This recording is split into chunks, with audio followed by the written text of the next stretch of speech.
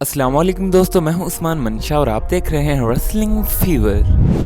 दोस्तों, मुस्तफ़ा अली ने फाइनली इस बारे में खुलकर बात की है कि आखिर क्यों उन्होंने WWE से रिलीज की अपील की थी और वो भी सोशल मीडिया पर, और इसके बाद वो क्यों फिर से WWE में रिटर्न करने पर एग्री हुए। इसके अलावा ब्रोक लेसनर और रोमन रेंज के मनी द बैंक प्लान्स को लेकर WWE में इस वक्त अनसर्टेनिटी है, यानी इस वक्त WWE खुद भी इसके बारे में कंफर्म नहीं है। साथ साथ हम बात करेंगे कि आखिर कौन सा वो सुपरस्टार है जो मनी द बैंक पर रोमन रेंज का ओपोनेंट हो सकता है, और रैंडी ओर्टन की इंजरी को लेकर भी एक अपडेट सामने आई है। तो इस वीडियो को पूरा लाजमी देखिएगा। तो चलें बिना देर किए शुरू करते हैं।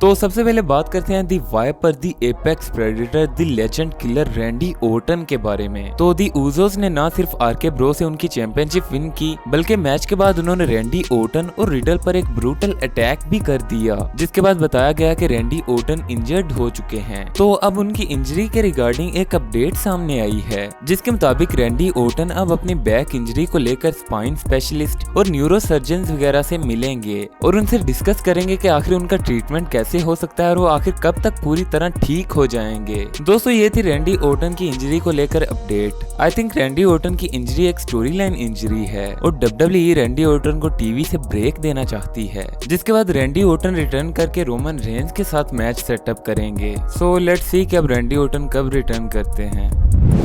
दोस्तों, अब बात करते हैं रोमन रेंज और ब्रोक लेसनर के बारे में। तो रोमन रेंज और ब्रोक लेसनर के मनी द बैंक प्लान्स को लेकर WWE अनसर्टेनिटी का शिकार है और डेव मेल्टजर का कहना है कि जो ब्रोक लेसनर को लेकर प्लान्स थे वो वेन्यू चेंज करने की वजह से शायद पूरी तरह स्क्रैप हो चुके हैं, और रोमन रेंज के लिए भी WWE पूरी तरह श्योर नहीं है, लेकिन उनका मनी इन द बैंक पर मैच जरूर हो सकता है जिसमें रिडल उनके ओपोनेंट हो सकते हैं।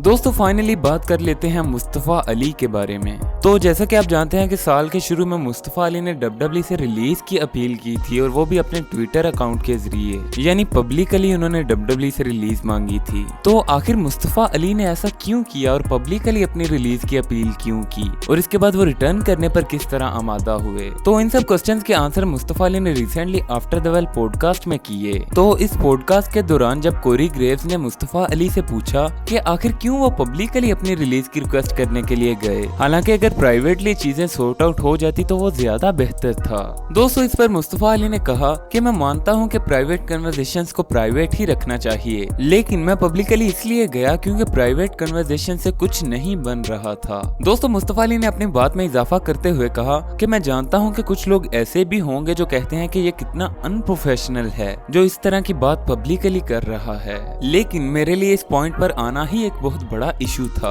दोस्तों, मुस्तफ़ा अली ने कहा कि रेसलिंग मेरे लिए सब कुछ है और मैं रेसलिंग से बहुत ज्यादा प्यार करता हूँ, लेकिन हर कोई मुझे जज कर रहा है मेरे एक्शन से, ना कि मेरी इंटेंशन से। दोस्तों, मुस्तफ़ा अली ने यहाँ तक कहा कि कुछ सिचुएशंस ऐसी भी थी जिन्हें मैं पब्लिकली डिस्कस भी नहीं कर सकता, और पब्लिकली जाने की सबसे बड़ी वजह यही थी कि मेरे पास और कोई ऑप्शन नहीं था, और मैं अभी भी अपने उस डिसीजन के साथ हूँ क्योंकि मैंने वही किया जो मुझे करना पड़ा।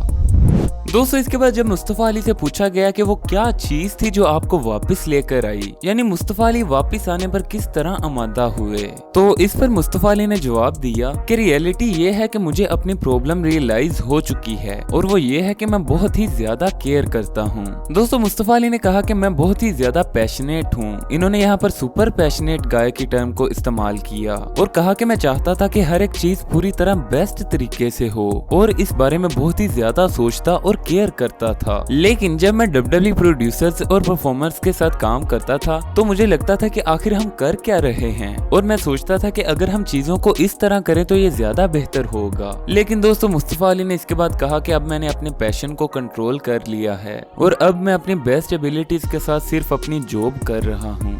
दोस्तों, डेफिनेटली ये मुस्तफ़ा अली के लिए एक बहुत ही ज्यादा हार्ड टाइम था, क्योंकि इस वक्त वो अपने प्राइम में हैं, और अगर वो अपने प्राइम टाइम में घर बैठ जाते तो इसका उनके करियर पर एक बहुत ही बुरा असर पड़ना था। लिहाजा मुस्तफ़ा अली को फिर से WWE में वापस आना पड़ा। बाकी आप मुस्तफ़ा अली की इस पूरी सिचुएशन के बारे में अपनी राय कमेंट सेक्शन में जरूर दीजिएगा। अगर आपको वीडियो पसंद आई हो तो वीडियो को लाइक जरूर करें। ऐसी मजीद वीडियोस के लिए चैनल को भी सब्सक्राइब कर लें। Thanks for watching and good bye.